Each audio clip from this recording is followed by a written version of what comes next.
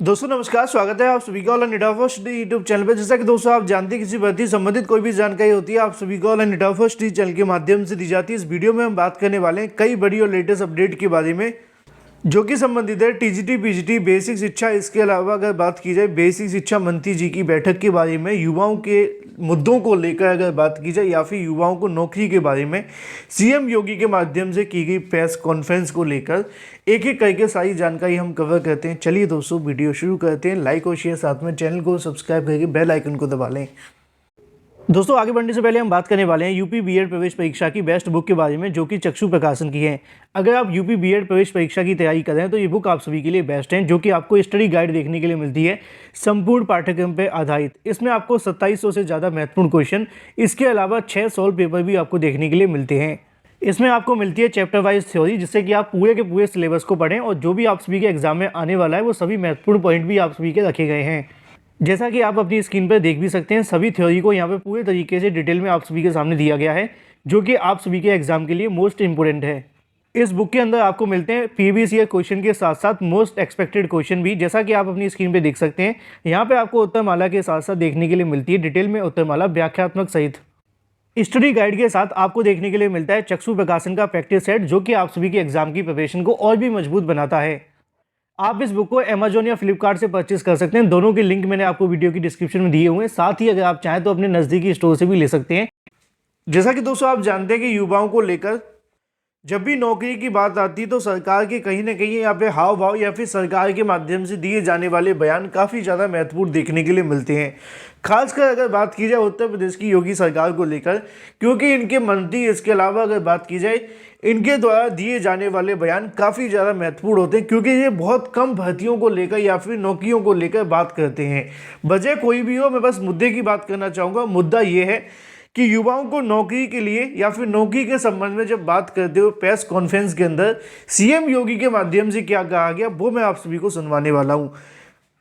क्योंकि जब जब नौकरियों को लेकर बात की जाती है या फिर युवाओं के बारे में बात की जाती है तो कई बार इस प्रकार के विवादित बयान हमें पिछले मंत्रियों के माध्यम से भी देखने के लिए मिले। जैसे कि आप जानते होंगे, पुराने बेसिक शिक्षा मंत्री डॉक्टर सतीश चंद्र द्विवेदी, वो इसी बात को लेकर मशहूर थे कि वो कोई ना कोई एक हफ्ते बाद एक नया बयान दे देते थे और वो बयान विवादित होता था। लेकिन वर्तमान के जो बेसिक शिक्षा मंत्री हैं उनकी खास बात यह है कि वो बोलते ही नहीं है।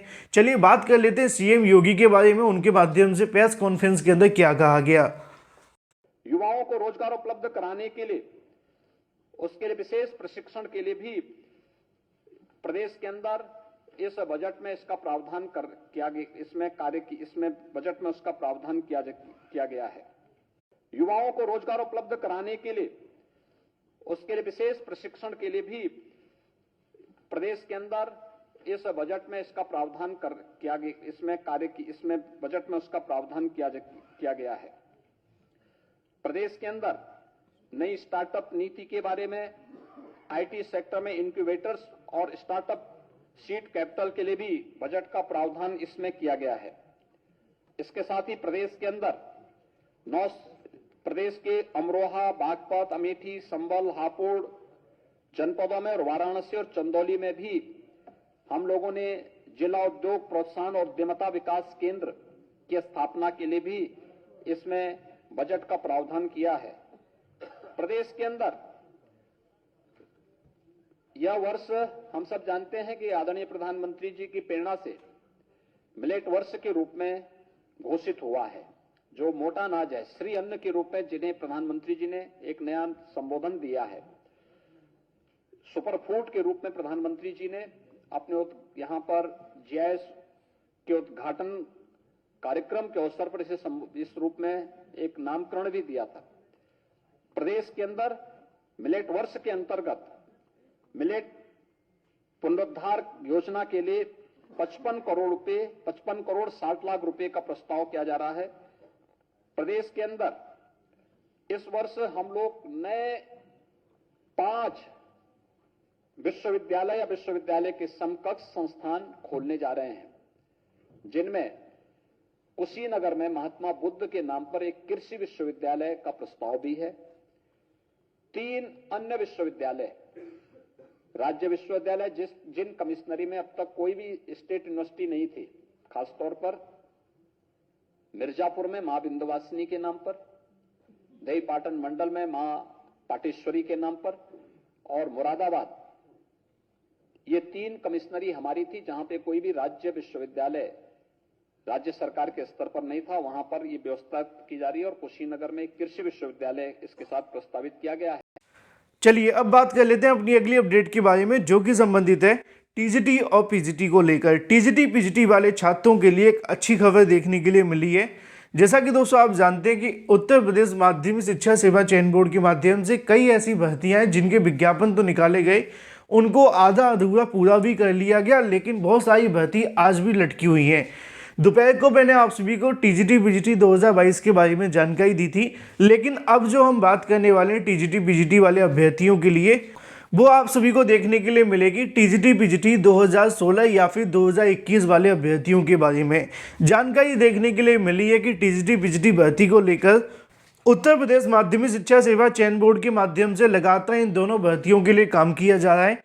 अभ्यर्थियों के माध्यम से शिक्षा निदेशालय जाकर भी इसके संबंध में जानकारी लेने का प्रयास किया गया कि जो टीजीटी पीजीटी भर्ती 2016 या फिर 2021 की वेटिंग लिस्ट को लेकर अभ्यर्थी इंतजार कर रहे हैं, उसके बारे में चयन बोर्ड का क्या काम है। तो उन्होंने जानकारी दी है कि हाल ही में इसको लेकर जो संशोधन किया गया है कैबिनेट के माध्यम से नियमावली में, कि जो अब सभी चीज़ें देखने के लिए मिलेगी वो शिक्षा निदेशालय के माध्यम से कर दी जाएंगी।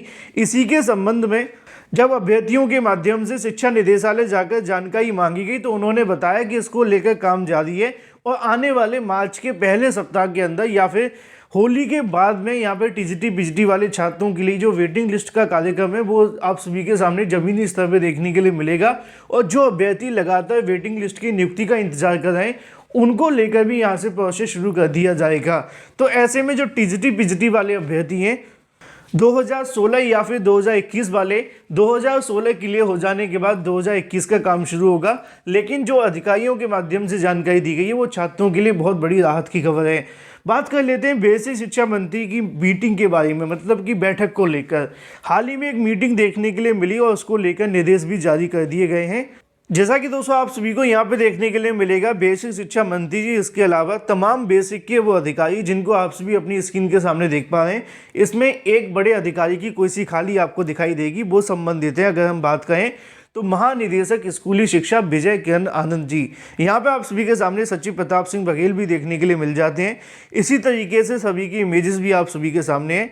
ये जो मीटिंग देखने के लिए मिली है बेसिक शिक्षा विभाग के अधिकारियों के साथ में की गई है और इसके बारे में जानकारी संदीप सिंह जी के माध्यम से अपने ट्विटर हैंडल की तरफ से भी दी गई है। यहाँ पे आप सभी को देखने के लिए मिल जाएगा संदीप सिंह, लिखा हुआ है कि आज विधानसभा कार्यालय में बेसिक शिक्षा विभाग के अधिकारियों के साथ में माननीय सदस्यों के द्वारा सदन में पूछे गए प्रश्नों के संबंध में बैठक की गई और उनके जवाब नोट किए जाने को लेकर, उसके आधार पर जवाब दिए जाने को लेकर तैयारी की गई। इन शॉर्ट अगर कहा जाए तो बेसिक शिक्षा विभाग से संबंधित जो सदन के अंदर सवाल पूछे जाने वाले हैं उनके जवाब यहाँ से मतलब कलेक्ट किए गए अलग अलग अधिकारियों से और फिर यहाँ से जाकर वो इस मुद्दे पर जवाब पेश करेंगे। अब कौन कौन से सवाल होंगे, यही एक बड़ा सवाल है।